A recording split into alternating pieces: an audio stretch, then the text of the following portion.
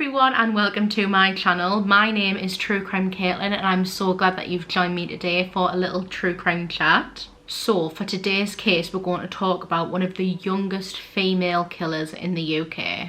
A case like this really makes you think into the nature versus nurture argument. Was this 10-year-old killer born evil, or was it her surroundings and upbringing that made her that way? Today we're going to talk about Mary Bell, the Tyneside Strangler.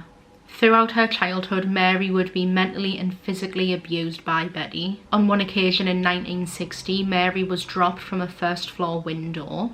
Another time she was given a large amount of sleeping pills to digest. And Betty even sold her to a mentally unstable woman at one point as well.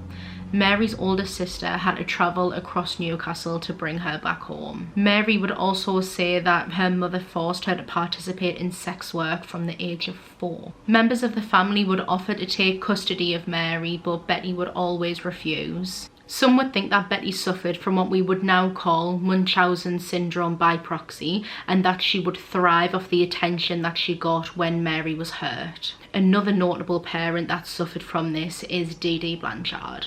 Betty was a sex worker and she would often travel to Glasgow for work.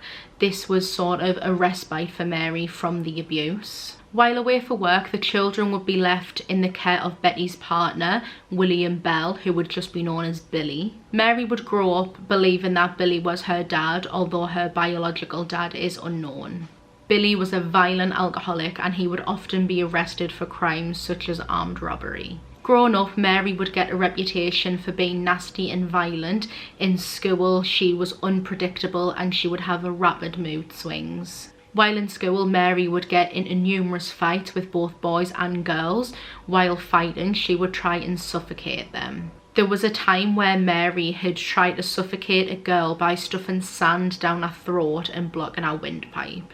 And it was even said that she had once stubbed out a cigarette on another girl's cheek. As you can imagine, Mary didn't have many friends. Not many people wanted to play with her or be with her or even really liked her. One of the only people that Mary would play or spend time with would be her 13-year-old neighbour, Norma Joyce Bell.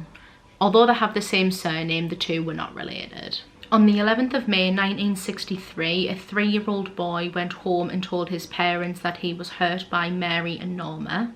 The three of them had been playing on top of an unused air raid shelter. Mary had pushed the 3-year-old off the roof and he fell 2.1 metres to the ground and really hurt himself. The boy's parents rang the police to report this, and it wasn't the first time that day police had reports about Mary and Norma. Police had received reports of the parents of 3 girls who Mary had physically tried to strangle. Officers interviewed the pair. Mary denied everything, but Norma told the officers, quote, "Mary went to one of the girls and said, 'What happens if you choke someone? Do they die?' Then Mary put both hands around the girl's throat and squeezed. The girl started to go purple and I told Mary to stop, but she wouldn't. She then put her hands around Pauline's throat and she started to go purple as well. Another girl, Susan Cornish, came up and Mary did the same thing to her." Due to their ages, Mary 10 and Norma 13, they received only a warning for this from the police. On the 25th of May 1968, one day before Mary's 11th birthday, she was playing in a derelict house with Norma and a 4-year-old named Martin Brown. Martin would unfortunately become Mary's first victim. While in the upstairs of this derelict house, Mary strangled Martin to death, leaving his body on his back with his arms raised above his head. Between 3 and 3:30 that day, kids who were playing in the derelict house came across Martin's lifeless body. They informed a nearby workman who came in and tried to perform CPR on Martin. While the workman was trying to revive Martin, 2 people who already knew that he was dead returned to the scene. I actually thought this little detail was really interesting, as it's seen with many killers and murderers that they always return back to the crime scene to relive the crime, and I thought that this was really interesting that this even applied to Mary, who was only 10 years old.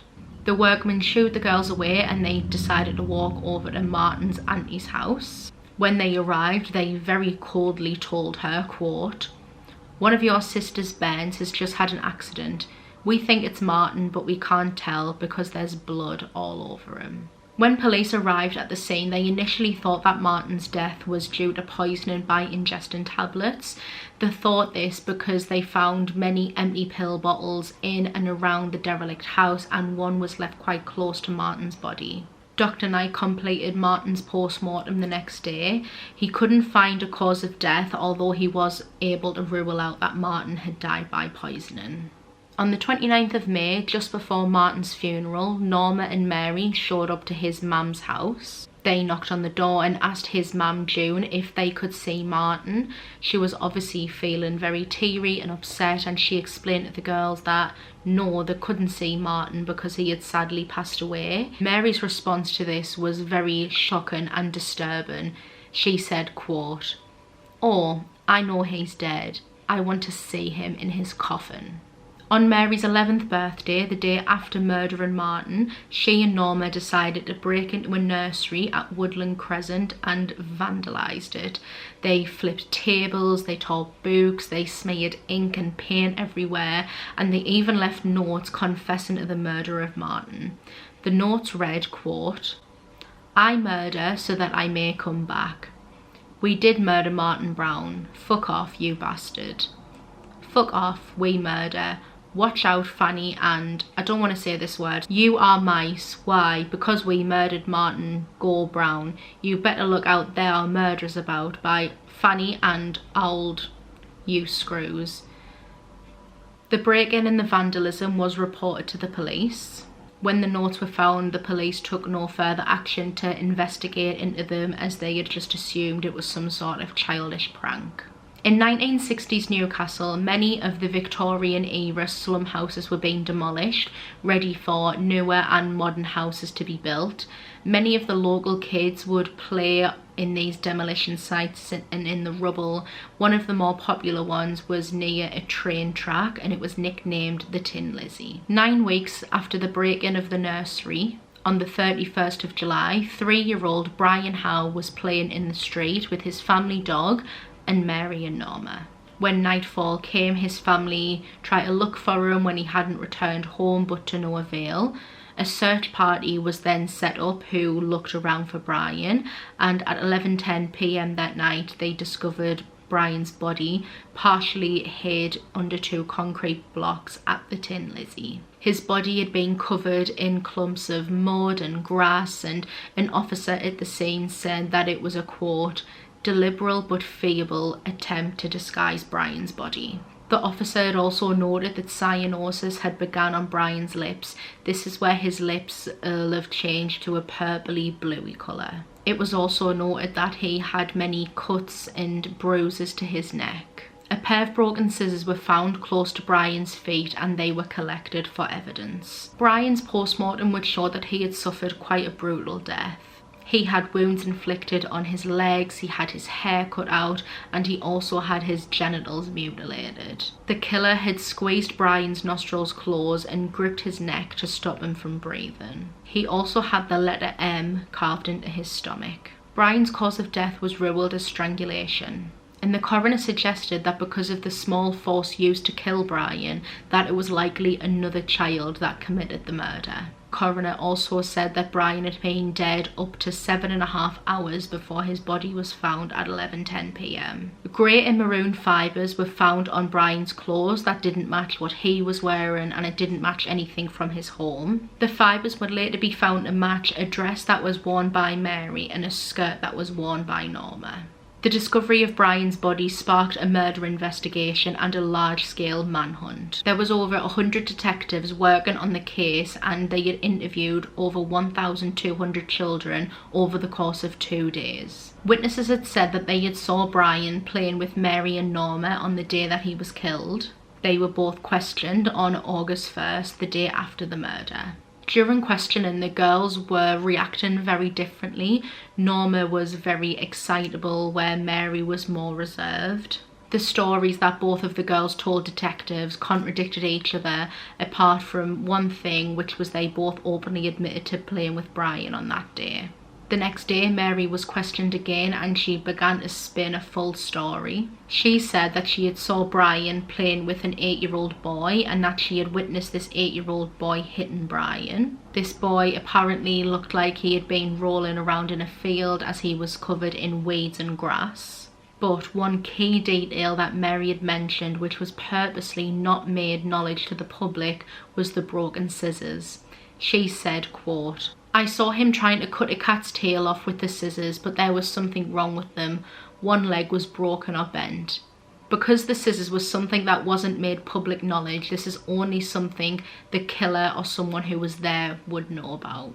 Investigators looked into this 8-year-old boy who Mary had tried to pin the blame on, and he was at Newcastle Airport at the time of Brian's murder, so he couldn't have done it. On August 4th, police received a phone call from Norma's parents and she wanted to talk. When she spoke with police, they first gave her a formal caution and then told her to tell them everything. What Norma said was horrifying. Norma has said that Mary took her up to Tin Lizzie after she'd murdered Brian to show her his body. Mary bragged and showed Norma how she strangled Brian and boasted about how much she enjoyed doing it. She told Norma all about the cuts and the bruises that she had left on Brian, and even told her that she had used a razor blade to carve the letter M into his stomach. Norma was able to take police to the crime scene and find this razor blade which Mary had hidden. Norma also drew a picture showing officers where the wounds were on Brian's body. They matched the coroner's report exactly. Brian Howe's funeral was held on the 7th of August 1968. Over 200 people attended, including DCI Dobson, who was there to keep an eye on Mary and Norma. At the start of the funeral, when Mary first saw Brian's coffin, she acted very disturbingly. DCI Dobson said, quote, "She stood there laughing and rubbing her hands, and I thought, my God, I've got to bring her in. She'll do another one." At 8 p.m. that night, Mary and Norma Bell were both arrested for the murder of Brian. Again, both of the girls acted completely differently. Mary said quite calmly, "That's all right by me," whereas Norma burst into tears. In custody, Mary done a written statement where she tried to pin the murder of Brian all onto Norma. In this statement, she also admitted to breaking into the nursery and vandalising it, where the notes confessing to Martin's murder were found. Both of the girls underwent psychological evaluations. Norma was found to be intellectually delayed and a very submissive character who could be very easily led. Mary was very cunning, and although she had no mental disorders, she did have psychopathic personality disorder. On the 5th of December 1968, their trial for the murder of both Martin Brown and Brian Howe began at Newcastle Assizes. Both Mary and Norma pled not guilty. On the first day of trial, the judge, Justice Ralph Cusack, waived their right to anonymity, which meant that their faces, their names, their pictures could all be published in the media. Norma took the stand on day 5 of the trial, where she denied the murders and admitted that she was aware of Mary's penchant for violence and attacking children. She also admitted to having planned with Mary to kill other children, both girls and boys, but she never actually went through with it. Mary also took the stand, and just like in her written statement, she tried to pin all the blame onto Norma. She claimed that Norma had told Brian to lie down and that she was going to give him some sweets for doing so. When he lay down, she instead strangled him while Mary just stood and watched. On the stand, she said, quote, "I was just standing and looking. I couldn't move. It was as if some glue was pulling us down." She claimed that she didn't tell police what had happened, partly because she was scared of Norma and partly because of her loyalty to Norma. Norma's mum also took the stand, and she told the jury of an instance that they had had with Mary before the murders. She said that she had witnessed Mary's violence and aggression firsthand when she watched Mary strangle one of her daughters, which was Norma's younger sister. Mary wouldn't loosen the grip of her neck until Norma's dad had to physically punch her in the shoulder to stop her. A child psychiatrist said that although Mary's mental age was only 8 years and 10 months, she knew the wrong and the criminality in what she was doing. In closing arguments, Mary's team said that due to her dysfunctional family and her rocky upbringing, that Mary kind of had like a blur between fantasy and reality. They asked the jury to consider this when they deliberated. On the 17th of December, the jury deliberated for 3 hours and 25 minutes before coming to their verdict. Norma was acquitted on all charges. When she heard this, she clapped with excitement. The jury also cleared Mary of murder, but they did find her guilty of manslaughter under diminished responsibility. When this verdict was read, Mary, her mother, and her grandmother all burst into tears. Mary was given an indefinite sentence. Mary spent many years bouncing between remand homes and open prisons. The second remand home that she was placed in was in Newton-le-Willows, which was in Merseyside. During her time in this facility, she was the only female out of 24 inmates. She was sexually abused during her time here, starting from the age of 13. In November 1973, aged 16, she was transferred to a secure wing in HMP Style, which is in Cheshire. Mary hated her time here and she applied for release, but that was declined. 3 years later, in 1976, Mary was transferred to Moorcourt, which was an open prison. While here, she took a course which would give her the qualifications to work as a secretary. After 15 months in this open prison, Mary, along with another inmate, actually escaped and went to Blackpool.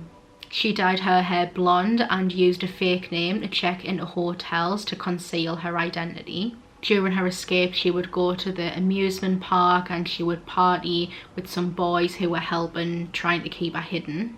She was, however, eventually caught and sent back to prison, where her punishment for the escape was a loss of privileges for 28 days. In June 1979, she was transferred to HMP Askham Grange. This is where she would begin trying to integrate into society again, as she was expected to be released after 1 year. While here, she would work jobs such as waitressing, and she even briefly worked as a secretary to help prepare her for life on the outside. At age 23, after serving 11.5 years in prison, Mary was released from HMP Askham Grange in May of 1980. She was given a nominee, which meant that she could start her new life under a new identity in a new part of the country. 4 years after her release, she gave birth to her daughter, which would be her only child. Her daughter grew up knowing nothing of her mother's true identity and her past until reporters somehow figured out who Mary was. This forced her and her daughter to relocate from Sussex, where they had been living. Over the years, Mary has returned to Newcastle a couple of times for visits, and she's even spent a brief amount of time living back up north. She collaborated with the author Jita Cerny to write the 1998 book Cries Unheard, the story of Mary Bell. According to this author, Mary doesn't believe that she was wrongly convicted and freely admits that the abuse from her mother doesn't excuse her actions. Mary will now be 65 years old and her whereabouts are unknown. Thank you all so much for sitting and listening and watching the video with me today. I know that this was a little bit longer than my last video, but let us know if you like the longer videos. As I said at the beginning of this video, a case like this really makes you think about the nature versus nurture discussion. Would Mary have committed those crimes had she had grown up in a loving home as opposed to experiencing the abuse that she did? I'm not sure what I think. Comment down below and let me know what you think. All of my source material is linked in the description box along with my socials if you'd like to go and follow me on any of my other platforms. Please don't forget to like and share this video and to subscribe as well, and I'll see you all on my next one.